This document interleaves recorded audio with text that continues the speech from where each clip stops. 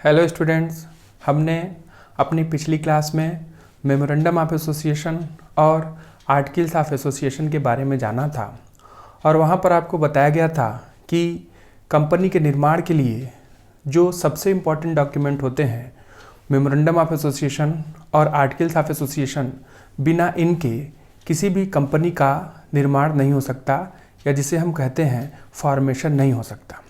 किसी भी कंपनी को रजिस्ट्रेशन के लिए ये दोनों डॉक्यूमेंट बहुत इंपॉर्टेंट रोल प्ले करते हैं। आज उसी से संबंधित हम एक और डॉक्यूमेंट है जो कि कंपनी के निर्माण में एक इम्पॉर्टेंट रोल प्ले करता है और उसे प्रॉस्पेक्टस के नाम से जाना जाता है। हिंदी में इसे प्रविवरण के नाम से भी जाना जाता है और ये डॉक्यूमेंट ज़्यादातर पब्लिक कंपनी, वो कंपनी जो जनता में अपने अंश निगमित करती है, company which issues shares to general public, उसे पब्लिक कंपनी के नाम से जाना जाता है। और ये कंपनी जब जनता में अपने अंश निगमित करती है तो उसके लिए उसे प्रॉस्पेक्टस की आवश्यकता होती है। जैसा कि हमें पता है कि कंपनी जब बनती है और जब कंपनी बन जाती है तो उसे तुरंत बहुत हैवी अमाउंट के फंड की आवश्यकता होती है, पैसे की आवश्यकता होती है।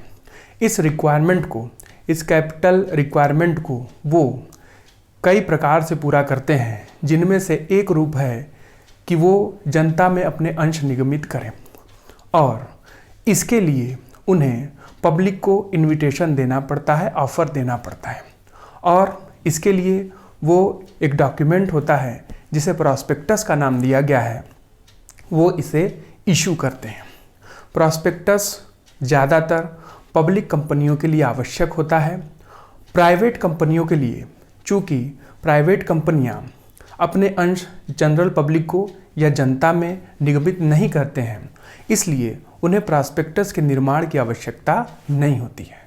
तो जो पब्लिक कंपनी होती है जो कि जनता में अपने अंश निगमित करती है, उसके लिए एक डॉक्यूमेंट होता है जो कि प्रॉस्पेक्टस के नाम से जाना जाता है, उसे पब्लिक कंपनियां बनाती हैं।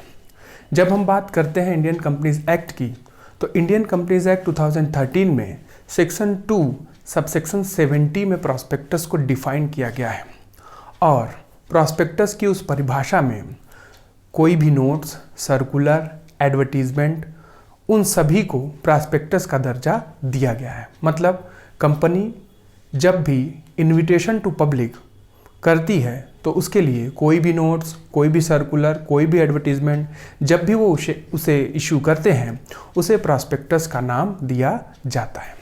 यहाँ पर आपके सामने सेक्शन 2 सबसेक्शन 70 की डिफिनीशन दी गई है। पहले हम लोग उसे देख लेते हैं, फिर प्रॉस्पेक्टस के जो और इम्पॉर्टेंट एलिमेंट हैं उसका हम डिस्कशन करेंगे। तो यहाँ पर आपके सामने स्पष्ट रूप में प्रॉस्पेक्टस की definition section 2 subsection 70 of Indian companies act 2013 दी गई है। पहले हम उसे देख लेते हैं। तो उस डिफिनीशन के अनुसार एनी डॉक्यूमेंट डिस्क्राइब्ड और issued as a prospectus and includes a red herring prospectus referred to section 32 और रेफर्ड टू इन सेक्शन 31 और any notice, circular, advertisement or other document inviting deposit from the public, inviting offer from the public for the subscription or purchase of any share in or debenture of a body corporate।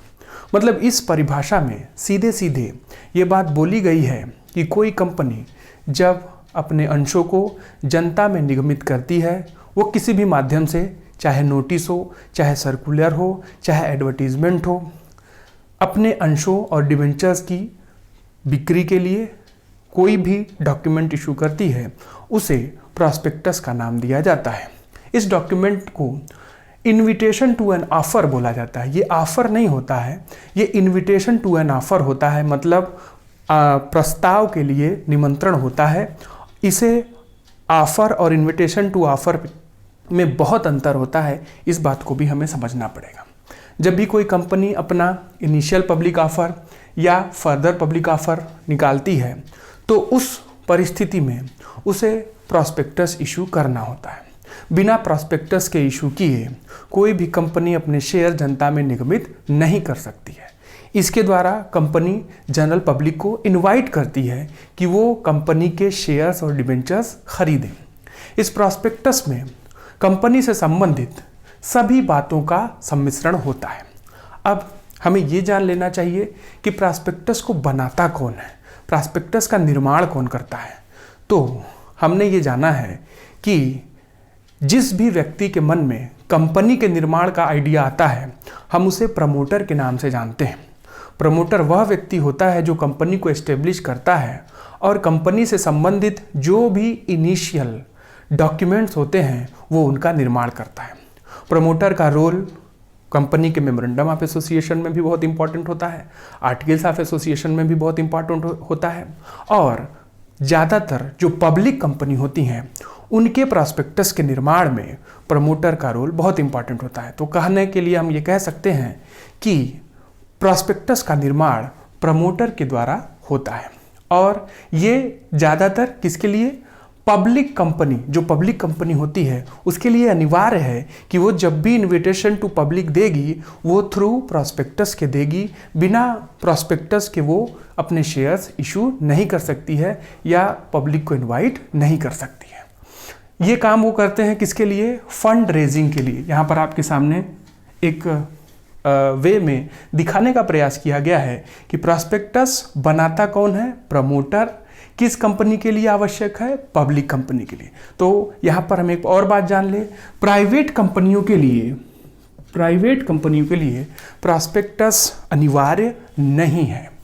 एक और बात जो मैंने अभी आपको बताई कि prospectus जो प्रॉस्पेक्टस होता है, जो उसके कंटेंट होते हैं उसमें कंपनी से संबंधित सारे इंपॉर्टेंट इंफॉर्मेशन होते हैं, जैसे कंपनी के ऑडिटर का पता, कंपनी का नाम, कंपनी का एड्रेस, कंपनी का कार्यालय कहाँ होगा, कंपनी के बैंकर कौन कौन होंगे। ठीक है, ये सारी बातें वहाँ पर इन्वॉल्व होती हैं। एक प्रॉस्पेक्टस का साइज 300 से 500 पेज तक का हो सकता है। ये बड़ी ही इम्पॉर्टेंट बात है कि एक प्रॉस्पेक्टस 300 से 500 पेज तक का हो सकता है।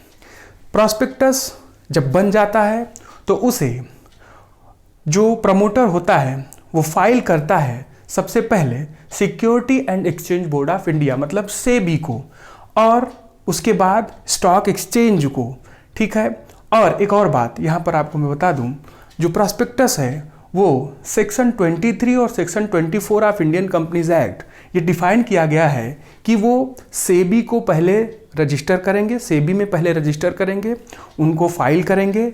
जब सेबी जो है वेरीफाई कर देगा तब वो प्रॉस्पेक्टस जो है वो जनता में निगमित करेंगे, और फिर उसके बाद वो रजिस्ट्रार ऑफ कंपनी, जिसे हम शॉर्ट में आरओसी के नाम से जानते हैं, उनको भी वो फाइल करते हैं। इंडियन कंपनीज एक्ट 2013 के सेक्शन 23 और 24 में मेथड बताया गया है कि प्रॉस्पेक्टस कैसे बनेगा, और सेक्शन 24 में सेबी को ये पावर दिया गया है कि वो कौन कौन से पावर हैं सेबी के पास जिससे वो प्रॉस्पेक्टस को वेरीफाई करेंगे और अनुमति देंगे कि उसे जनता में अब निगमित कर देना चाहिए। ठीक है, यहाँ पर एक और बात आपको मैं बता दूँ, जब हम इस डिफिनीशन को देखते हैं तो यहाँ पर हमें सेल्फ प्रॉस्पेक्टस और रेड हेरिंग प्रॉस्पेक्टस भी दिखता है। प्रॉस्पेक्टस के कई फॉर्म होते हैं, कई रूप होते हैं, जैसे कि self prospectus, red herring prospectus, abridged prospectus. ठीक है, तो ये प्रॉस्पेक्टस के कई रूप होते हैं। इस डिफिनीशन में सेक्शन 31 और सेक्शन 32 में दो नाम आए हैं। एक तो आया है सेल्फ प्रॉस्पेक्टस का और एक आया है रेड हेरिंग प्रॉस्पेक्टस का। तो ये भी प्रॉस्पेक्टस ही होते हैं। रेड हेरिंग प्रॉस्पेक्टस ज़्यादातर कंपनियां बुक बिल्डिंग के केस में इशू करती हैं, मतलब अपने शेयर की प्राइस को डिस्कवर करने के लिए वो रेड हेरिंग प्रॉस्पेक्टस इशू करते हैं। और जो सेल्फ प्रॉस्पेक्टस होता है वो ऐसी कंपनियों के लिए होता है जो बार बार अपने शेयर इशू करते हैं। तो अगर वो बार बार शेयर इशू करते हैं तो उन्हें आवश्यकता नहीं होती है कि वो बार बार प्रॉस्पेक्टस इशू करें, वो सेल्फ प्रॉस्पेक्टस इशू कर दें और उसके बाद वो जितनी बार चाहे, मतलब साल में अगर 4 बार शेयर इशू करना चाहते हैं तो 4 बार इशू कर सकते हैं। उसके लिए फिर उन्हें प्रॉस्पेक्टस इशू करने की आवश्यकता नहीं होती है। हाँ, इस प्रॉस्पेक्टस की एक वैलिडिटी होती है। जो सेल्फ प्रॉस्पेक्टस होता है उसकी एक वैलिडिटी होती है, ज़्यादातर 1 साल की होती है। 1 साल तक अगर कोई कंपनी कई बार अपने शेयर इशू करना चाहती है तो उसकी अवस्था में, उस स्थिति में उसे प्रॉस्पेक्टस इशू करने की आवश्यकता नहीं होगी। वो एक सेल्फ प्रॉस्पेक्टस इशू कर दे और उसी से फिर उसका काम चलेगा, मतलब बार बार उसे प्रॉस्पेक्टस इशू करने की आवश्यकता नहीं होती है। 2-3 बातें हैं जो मैं आपसे और बोलना चाहूँगा जो कि इससे संबंधित है, जो कि हमें प्रॉस्पेक्टस से जोड़ना है। प्रॉस्पेक्टस का जो कंपनी के लिए एक इम्पॉर्टेंट मार्गदर्शन है वो प्रॉस्पेक्टस देता है। प्रॉस्पेक्टस ग्राहकों को कंपनी के बारे में सारी इन्फॉर्मेशन, डिटेल इन्फॉर्मेशन, ऐसा नहीं है कि अभी हम लोगों ने जाना मेमोरेंडम ऑफ एसोसिएशन में भी बहुत सारी इन्फॉर्मेशन होती हैं, आर्टिकल्स ऑफ एसोसिएशन में भी बहुत सारी इन्फॉर्मेशन होती हैं, लेकिन कंपनी अपने ग्राहकों को या इन्वेस्टर्स को अट्रैक्ट करने के लिए जो भी संभव इन्फॉर्मेशन हो सकती है वो अपने इन्वेस्टर्स को प्रॉस्पेक्टस के थ्रू देना चाहती है और वो देने का भी प्रयास करती है। कुछ और भी बातें हैं जो प्रॉस्पेक्टस से जुड़ी हुई हैं। एक तो सेक्शन आप इसका सेक्शन 2 सबसेक्शन 70 याद रखिएगा।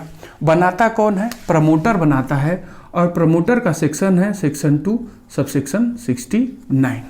ठीक है, किसके लिए बनता है? पब्लिक कंपनी के लिए बनता है, तो पब्लिक कंपनी का सेक्शन है 2 सबसेक्शन 71। किसके लिए नहीं बनता है? प्राइवेट कंपनी के लिए नहीं बनता है। प्राइवेट कंपनी का सेक्शन है सेक्शन 2 सबसेक्शन 68। ठीक है, सेक्शन 2 सबसेक्शन 68।